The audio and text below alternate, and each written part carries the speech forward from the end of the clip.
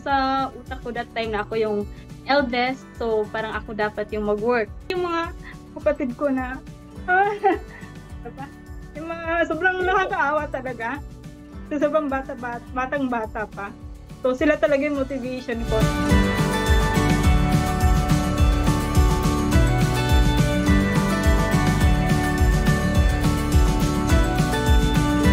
Siguro mga 80% ng sweldo ko binibigay ko sa mama ko. Hinihiram niya muna yung pang-allowance ko. Tas, minsan na nagigising na lang ako, umiiyak din kasi na parang nagkaka-anxiety na din kasi paano yung wala akong kainin, wala akong pamasahe.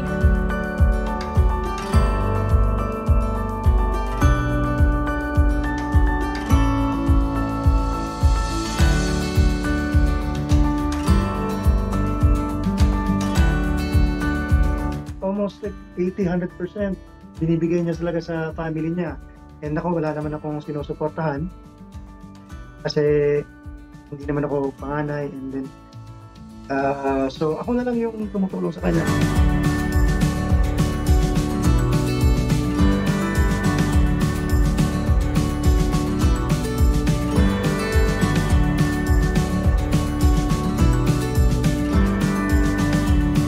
Gusto kong magpasalamat. Grabe yung sakripisyo niya na binigay niya. Bihira lang yung eldest na ganito, yung tatalikuran talaga yung pag-aaral.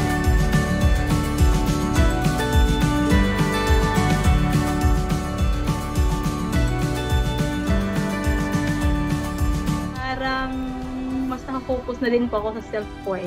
Slowly, parang hinihil ko na yung inner child ko, ginagawa ko na yung mga bagay na hindi ko nagawa dati.